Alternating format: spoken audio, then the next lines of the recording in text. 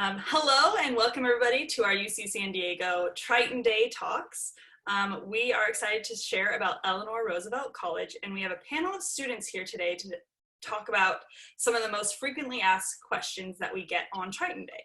So first I want to take a minute and allow each of them to introduce themselves. Davey, would you start? Yeah. Hi, my name is Chi Hing and I go by Davey. My pronoun is he, him, his, and I'm a first generation student, and also I'm a first year general bio student with a minor in business. I'm involved in the cooking hub, and I'm also working as a lab assistant here on campus. Thank you. So thank you. Jasmine? Hi, my name is Jasmine. I'm a second year political science major and I minor in economics and psychology. On campus, I'm involved with the speech and debate team and Greek life. Thank you. Greg? Hi, my name is Greg. My pronouns are he, him, his. I'm currently a third year data science major student with a minor in cognitive science. And here on campus, I'm really involved with being a resident advisor here at ERC, our student council. Awesome. And Katie? Hello, my name is Katie. I'm a fourth year sociology major with a double minor in education studies and math.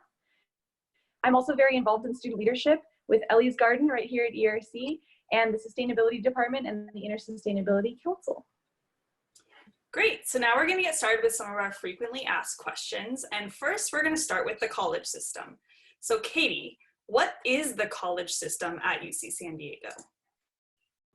Great question. Okay, so at UC San Diego, we have a college system with 7 colleges within the bigger university. Each college has a different philosophy that they like to go by. So for instance, Eleanor Roosevelt College, ERC, is about developing world citizens through scholarship, leadership, and service. So the idea behind the college system is to facilitate a smaller community setting within the larger UCSD campus because UCSD is so big. Each college has its own academic advising, student affairs, counseling and psychological services, staff, eateries, and residence halls all in one area. So you are like a big family within the bigger UCSD family. Each college has a slightly different atmosphere. For instance, I think that ERC is a very active and friendly community because we're all in one area and we've got so many ERC organizations that I really recommend getting involved with. So a lot of incoming students have a question about how their major fits into the college system and the college general education requirements, or GEs. So for example, a lot of engineering majors will think that they don't belong in ERC, but you do. You can be any major in any college. For instance, all of us on this panel right now are completely different majors. And that is perfectly normal and it's encouraged. So if you choose to live on campus, you will also be housed with people of different majors, which is a great way to have a more rounded experience as well. So regardless of college and major, you will have an academic plan set up for you to graduate in 4 years, and it accommodates all of the general education requirements and all the requirements for your major. If you are undeclared or you choose to change your major later on, it's not going to affect what college you are in, and it's not going to affect your general education requirements. So additionally, each college has a different set of general education requirements, which is meant to explore the college's philosophy. So in ERC, we have a greater variety in the type of classes we are required to take, which allows us to dabble in many different subjects. Thank you, Katie. And now we're gonna move to Greg. Greg, if a first year chooses to live on campus, what should they expect? So for those who choose to live on campus their first year, which is a lot of people, I would say most people, they get to generally be in a res hall or a residence hall. So they're a big building consisting of 8 suites, and each of them have around 6 to 7 bedrooms. And then they have a large bathroom with generally showers, toilets, and sinks in this common area. Think of it like as just your living room or your house right now. And there are generally around 15 students in a suite. And so most bedrooms host around 3 residents, which may seem like a lot at first, especially if you have your own room. Like I know right now I have my own room at home. Though this is extremely rare, sometimes first year they're placed into ERC apartments, and you'll in there you'll either have a single or a mini double, with your own bathroom, kitchen, and living area. And there's generally around 4 to 6 students living in an apartment. Do note that students don't really have a choice between res halls and apartments, so you can't petition or request a specific space. But no matter where you live, each student will have a bed, a desk, chair, and a closet. And it can be a tight space at times, but you really can make use of all your space by getting like space savers and storing items underneath your bed, especially if you're in a triple. And the key to really living with other people in your room is communication. So first, I would say recommending communicating over the summer who is going to bring what. And then when you get on campus, communicate about like living preferences. So that stuff includes like cleanliness, your sleep schedule, music, having guest overs, and various study habits. And each building has 2 live-in resident advisors known as RAs. And RAs are generally just students that help oversee the general well-being of those students who live in the building. And so they really help facilitate this kind of safe and welcome community we really want to try to provide here at ERC. And they really put on building events, study breaks, go around for weekly newsletters that generally put on like tell you about the next coming week's events and programs. And they're really there for you if you have any questions or concerns. Besides having RAs, we are very fortunate in ERC to have custodial staff. And so the custodial staff cleans the common areas of our suites and apartments. They come to the res halls every single weekday, so Monday to Friday, and the apartments once a week.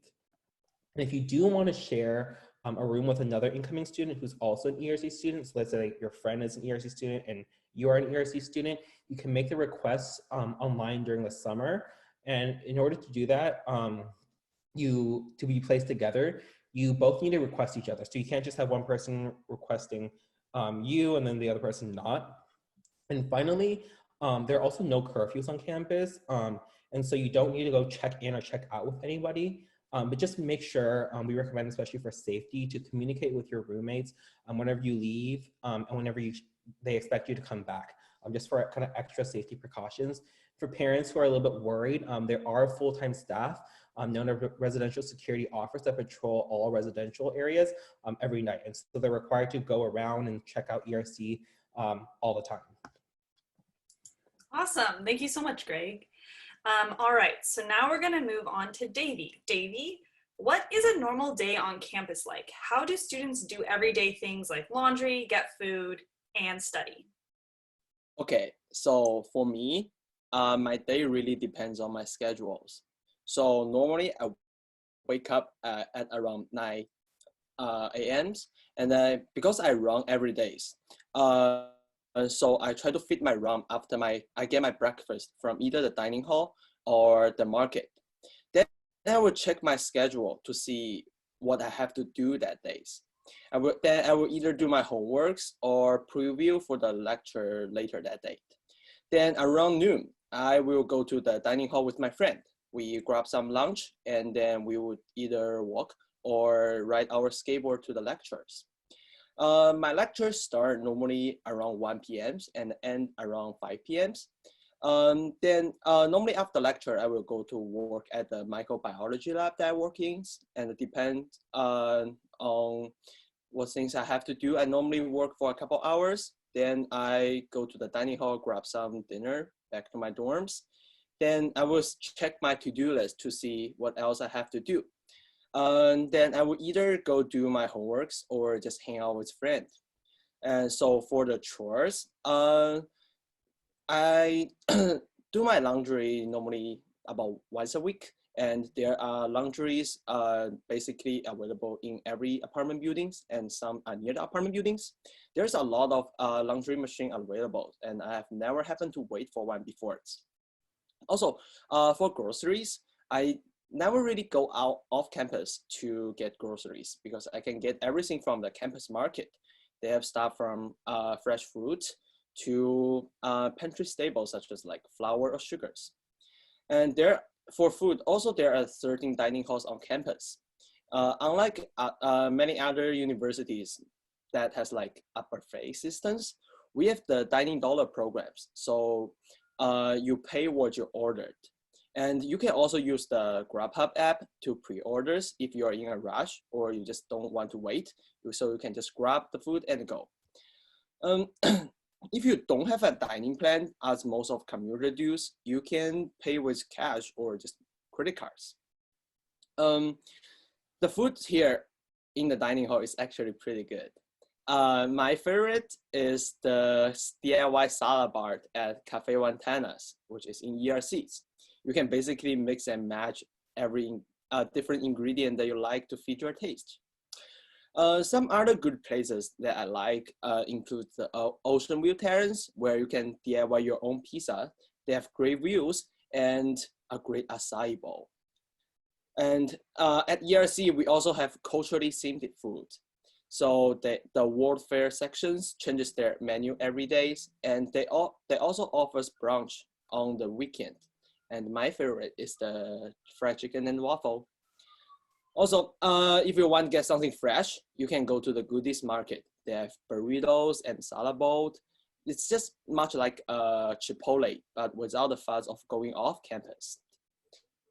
And just in case you get enough of the cafeteria food, you can also go to the Price Center food court, where you can get a lot more food options, ranging from Burger Kings, Subways, to even kebab shop. And my go-to is the fried crispy chickens and taro boba teas from Tapioca Express. They open pretty late, so I normally study pretty late and I go grab food there. There's also markets in the Price Centers where you can get coffee, snack, and fruit, and so on. What are some popular places to study on campus? Okay, study places. So I think the most popular study place is the Geisel Libraries. It's not only a great place for studying, but it's also a perfect spot for pictures from the outside. It opens until midnight, and on the weekend, the hours shortens. And on the final weeks, they have a longer hours, so you can study harder for your final. There's a lot of study rooms in the library that you can reserve, and there's a lot of comfy couch where you can study on. We also have another big library called the biomedical libraries. They're always less crowded than Geisel's, and they have a lot of computers available for students to use. And they always have good sunlight during the day, which is my favorite thing. Also, every colleges have a commuter lounge where they have computer that you can use and you can study in there. They also have microwave if you want to heat up your food. The Price Centers I mentioned before also has study places, which also has computers and a pretty beautiful study rooms. And everywhere on campus has Wi-Fi, so you can also study outdoors. And in my opinions, the weather in La Jolla is perfect, always perfect for outdoor. Awesome. Thank you so much, Davey. All right, moving on to Jasmine.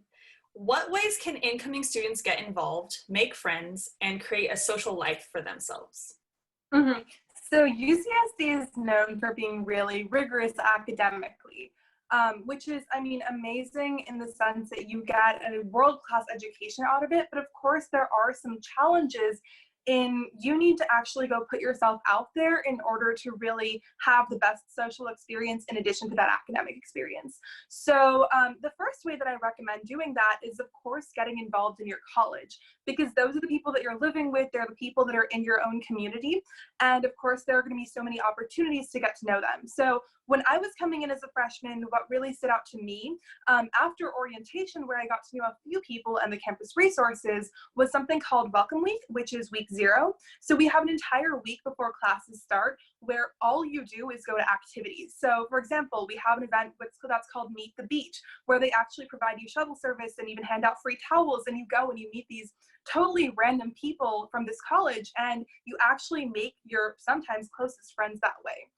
What I personally really recommend there is don't be afraid to be the first person to say hi to a new person, because everyone wants to get to know each other, and sometimes being that person that like initiates that friendship is going to create these bonds that you really are going to cherish for the rest of your college experience.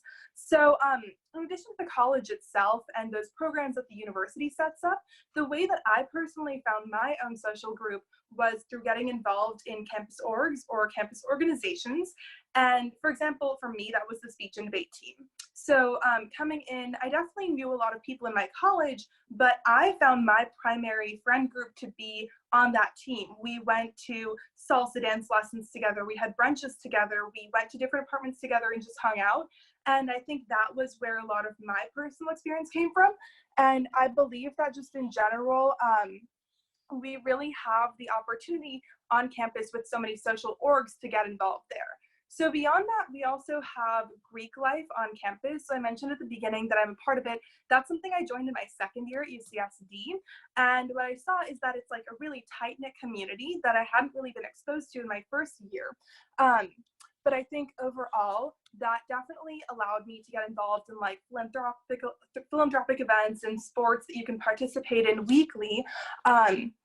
But ultimately, that's one of the largest social scenes on campus. So even though some schools do have Greek housing, we don't necessarily have that, but we do have a really active social life that you can get invested in however you would like to.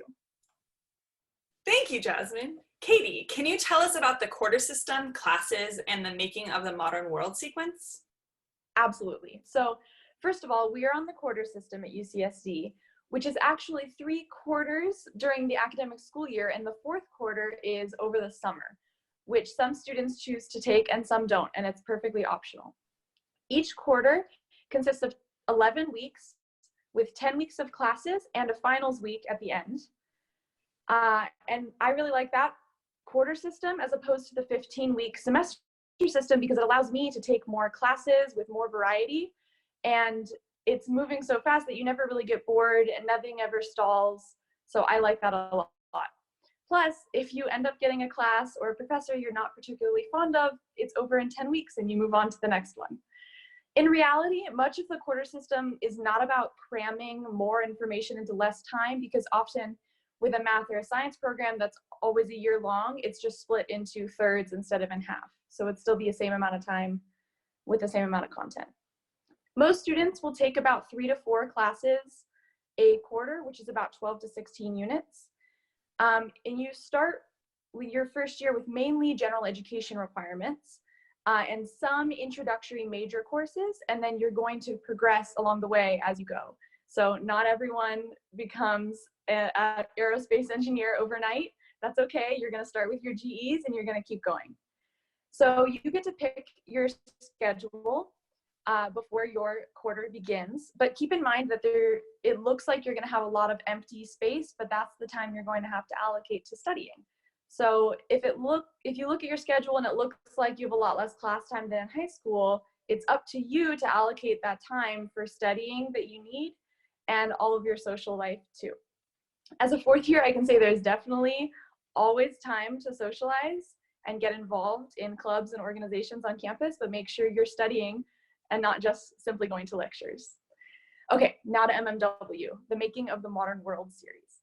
Every college has a writing sequence. This is ours. It's a history-based writing intensive course. There's 3 courses in this, there's 5 courses in the series designed for students of all majors, and it integrates history, writing, and scientific development throughout time.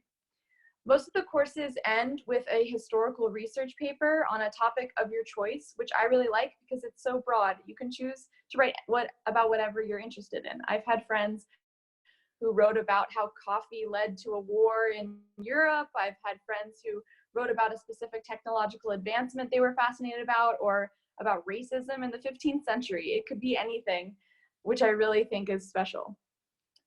Some people underestimate the value of learning to write well and put together a convincing argument, but this is a really important skill regardless of your major. And I have heard a lot of professors say that it's often the ERC students who have the best grades on writing in other classes because of MMW. So don't discount it. It's really interesting. I have a lot of fun with it. And even being a science major who can communicate effectively is a valuable skill, and it's going to put you over the top when you're searching for employment. So hang in there, don't be stressed. I promise it's great. Great, thank you so much, Katie. All right. So, Greg, what type of support and resources does UC San Diego offer? Yeah, so there are a lot of different resources that are kind of free to all students. These are actually paid for by your student fees, so I definitely encourage you to use them. When you see that bill, you're like, oh no, got to use up all my resources. So that's what I always think about. So we kind of start off with academics. There's a lot of different number of academic support resources, specifically like the course-specific tutoring in a lot of math, science, and foreign languages.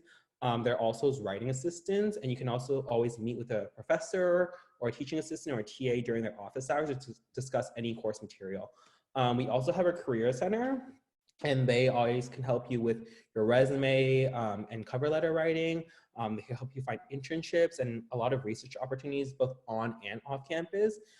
And they host our quarterly career fair every single quarter, so you can get connected with future employers. We also have many community and identity-based resources, such as the Women's Center, Black Resource Center, Raza Resource Centro, the LGBT Resource Center, among others. And these centers really help provide a safe space for all students. They put on events catered to their specific populations. A good example of this is I remember for the LGBT Resource Center a couple of weeks ago, they just put on an event with MJ Rodriguez there. If you guys don't know, if you all know who she is the star of Pose, a really big show in like Fox, I believe. And then we also pride ourselves in really having great resources for our basic needs. And this big resource is really called the Hub. It includes all these resources for food insecurity, financial wellness, and then housing stability. So for example, all students are able to select actually fresh produce and packaged goods each week throughout the year at our Triton Food Pantry, and they're ran by students. So you just grab different things. They're made for food insecure people. So definitely, if you're food insecure, definitely look into that. And ERC also offers academic advising in various organizations to ensure that we have the best student experience possible. But also you have your major departments that will also be a really great resource to help plan your major related courses through your time here. Awesome, thank you so much, Greg. Moving on to Jasmine. Many students and their families are concerned about safety, health, and wellness on campus. Can you explain what resources our campus has to ensure students' well-being? Yeah, so actually our school was ranked in 2018 by the National Council for Home Safety and Security as one of the safest colleges in the US. And I know Greg mentioned earlier, there are people that are always roaming the residential areas, making sure that your students are safe and you are safe. But we have many sources in addition to that that actually help really advance that. So for example, we have something called the blue light system. You'll walk around campus and you'll see these like blue poles with some lights that do light up at nighttime. And if you want, you can just press a button on that at any point if you'd like, if you feel unsafe for some reason, and within 90 seconds, police will get there. And the reason for that is because we have our own police department here at UC San Diego, just a few blocks away from ERC, and they know the campus really well, they know the students really well, so if there's something specific in a place that they need to go to, they can get there really quickly. But let's say you're in Geisel at 2 in the morning, right? Like me and Davey, we're gonna be going and getting boba really late studying. But the way that you want to get back to ERC, sometimes you feel a little bit unsafe, unsure if you're, it's sort of dark outside. So we have a bunch of options there as well. So we have these community service officers where you can literally just Google UCSD safe rides or CSO. And what's going to show up is a number that you can call. And if you call them and ask them, hey, can I get someone to walk back with me to my apartment or my residence hall? They're more than happy to do that. Or even if you need a ride, we have a shuttle service that goes from sunset to 4 in the morning, and they will themselves drive you from wherever you are on campus or even 1 mile off campus to back wherever you want to be. So let's say your apartment or your dorm at any point in the nighttime. In addition to that, we have the AS Safe rides that provide 2 $10 free Lyft rides per quarter. So we have a lot of options for transportation. Beyond that, students and parents can get something called Triton alerts if anything happens on campus, such as a burglary, or let's say even a pandemic is happening. You're going to get a notification about that, and you will be fully briefed on information through text as well as email. So ultimately, our campus is really safe. But there's like a second aspect to that, and it goes into the actual student health for a lot of the students that are living on campus. So a lot of family members may have questions about health insurance, and it comes down to the fact that we do require that any student on our campus has some form of health insurance, but we do provide them with the option of having a student an on-campus based insurance, and that's called the Student Health Insurance Plan, or SHIP for short. And you can either choose to have that program where you pay as a part of your quarterly tuition towards that, or you can opt out with your own form of insurance that's off campus. So that would typically be maybe your parents or something that you pay on your own. But either way, you can still access on campus health resources, no matter if you have that health insurance or if you don't for on campus.